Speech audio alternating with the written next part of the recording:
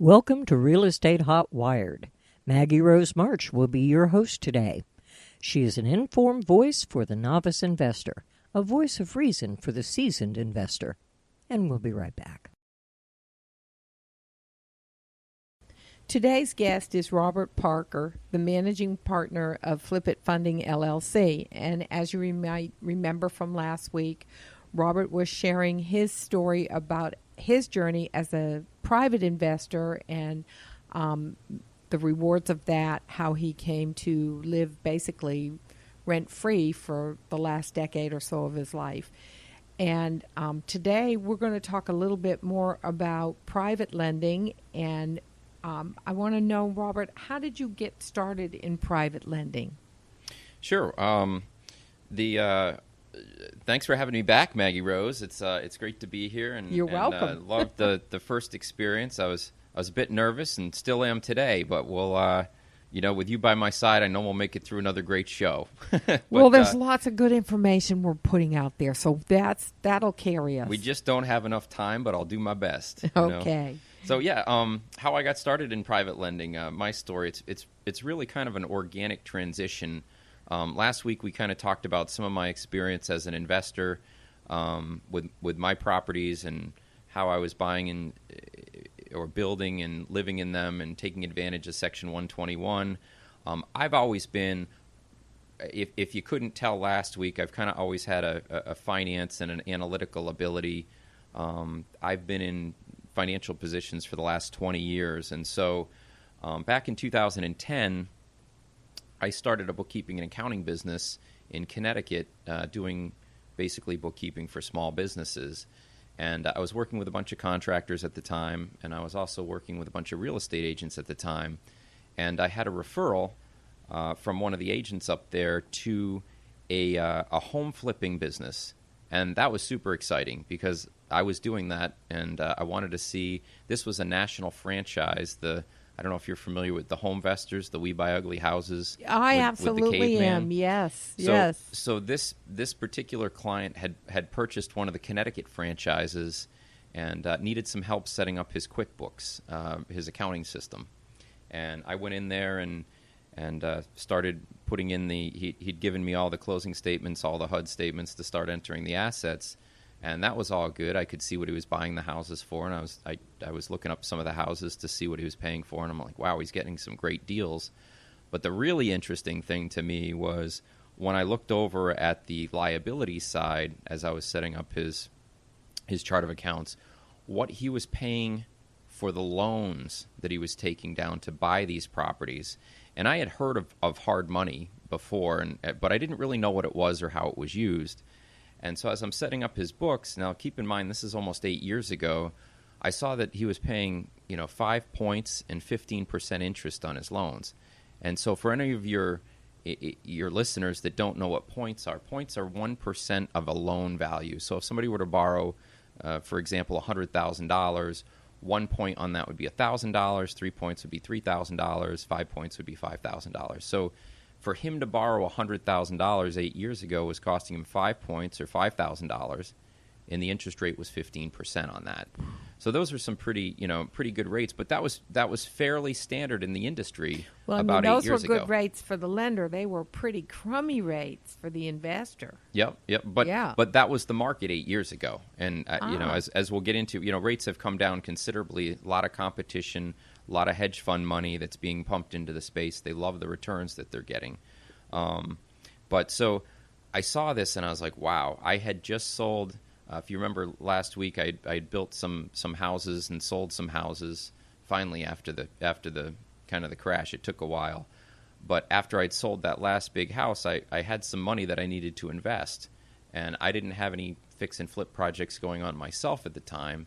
And so I asked the client if I could take him to lunch the following week, and I did. And it's funny. I just reconnected with him about a year ago, and I tell him what I tell as my story about him getting started in the business, and he tells his story about how his bookkeeper came to him and said, "Hey, can I take you to lunch?" And he thought there was a problem, and so what I asked him at lunch was, I said, "Hey, I would love to. I understand your business. I flip properties. I'm a real estate investor. I've got some capital.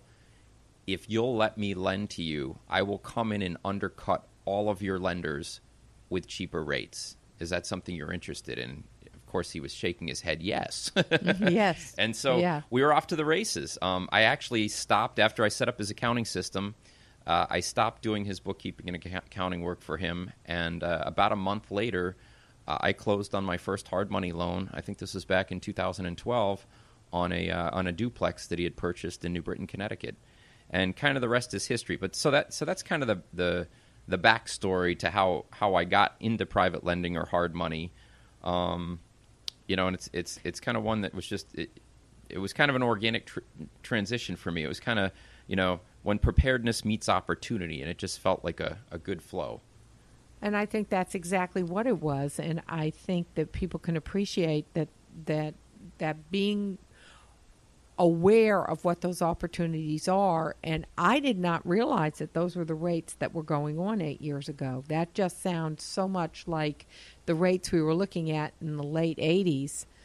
It's like a flashback to me to an entirely different time in real estate investing. So I didn't know that.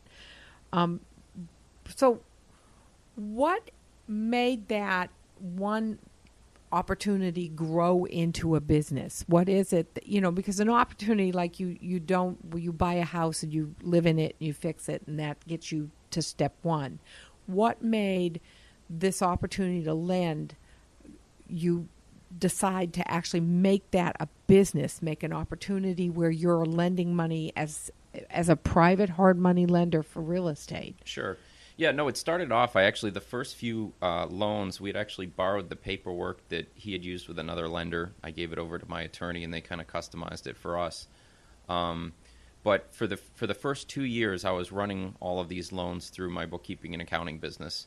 And during that time, I was also consulting with a really great guy, smart guy I went to college with 20-some-odd years ago at Babson College outside of Boston, who's my partner in the business now. And I was consulting with him, and I was explaining on another project, and I was explaining to him what I was doing with this hard money lending and the clients. And that was about the same time, because after about 2 years, so that was from 2012 to 2014, that was the time that I was looking to expand and come down to, and I just met that guy I mentioned last right. week's show down in Florida, and so we needed additional capital, and so partnering up with my partner in Dallas was just a fantastic fit. He liked the business, he understood what I was doing.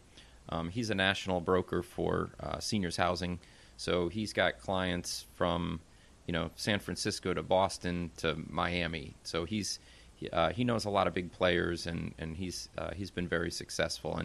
And I really enjoyed working with him. He's been a buddy of mine for 20 years from college, and I always wanted to have a partner that I respected, that was smart, that motivated me to do more. And I really kind of found all of that in my partner. And so it's been, for the last 6 years, it's really been just a great partnership, and has allowed us to kind of expand out of just Connecticut and with my limited capital to do more in 2 states now. So you brought up that he knows some of the big players, and there are a lot of big players, and that's one thing. As the show moves forward, we're going to look at some of who those big players are and how they're investing.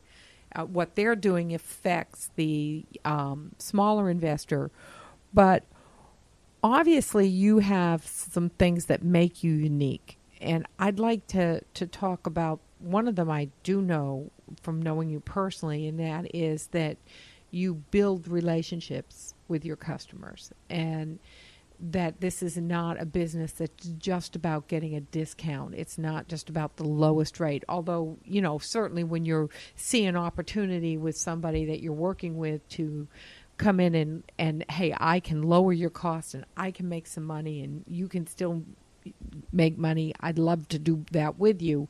But when you're building your future, you're looking at it at, I don't want to be the cheapest guy in town, but I want us to be the best fit. So what do you do that makes that happen for the customer and for yourself? Sure. Yeah. Well, we really kind of pride ourselves on being a quote unquote relationship lender. I really look to build relationships with our borrowers. I kind of take personally, their project is my project. I'm out there. I meet with them. I oftentimes I'll sit and talk to a prospective borrower for an hour, sometimes 2 hours on the phone. I want to know about them. I kind of want to know what they want to accomplish. And during that conversation, I really learn, more about them than just, hey, here's a property, here's the money I've got. It's like, I'll ask them a lot of questions and just say, hey, what skill set do you have?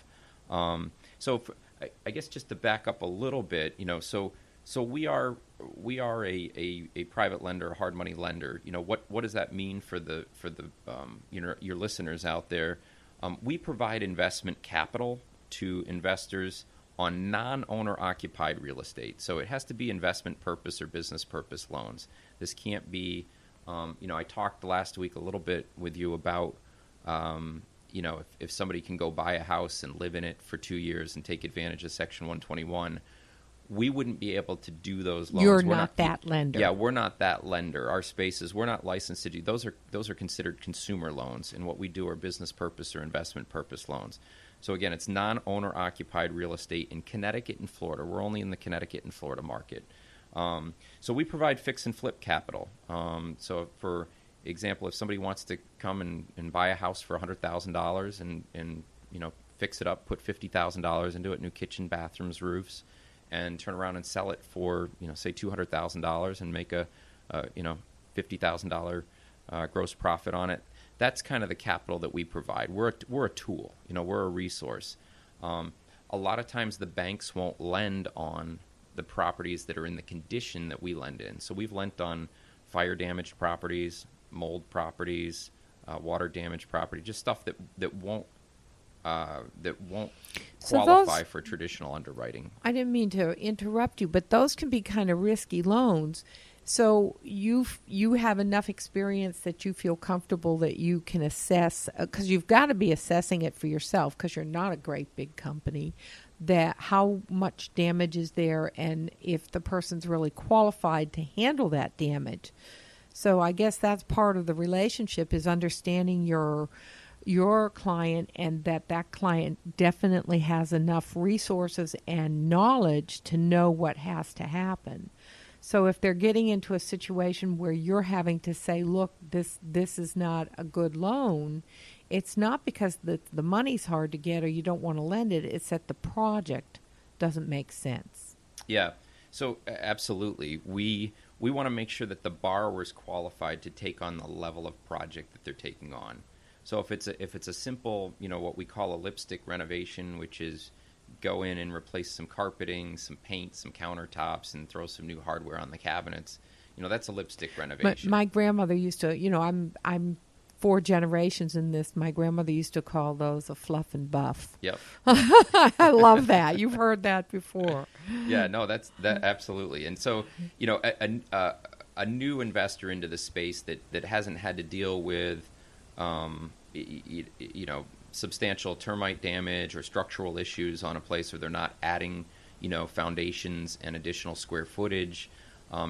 That's why it's important to kind of spend the time that I spend on the phone really trying to understand what the borrower wants to do with the property. Because with all these education courses out there and what you see, that's not reality on TV or in these expensive educational classes that you can take, they make it sound so easy. Right. On HGTV, you can flip a house in 30 minutes. I mean, come on. Look at it. Usually it only takes me an hour or two, but but you the good ones can do it in 30 minutes. They give you the 30-minute synopsis of the 6-week agenda that they had.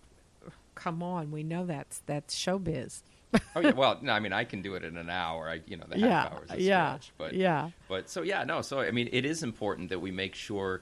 And that's one of the things why I'm on the phone with them for so long. I have sometimes I'll look at it as a 3-legged or a 4-legged stool, depending on whether I put the 4th thing in there. But I want to know, let's call it a 4-legged stool, right? First I want to know about the borrower. Then I want to know about the property. Then I want to know about the financials, and then fourth, I want to know if they've got an exit strategy for the property that's appropriate. We can get into that in a second, but I feel like I'm kind of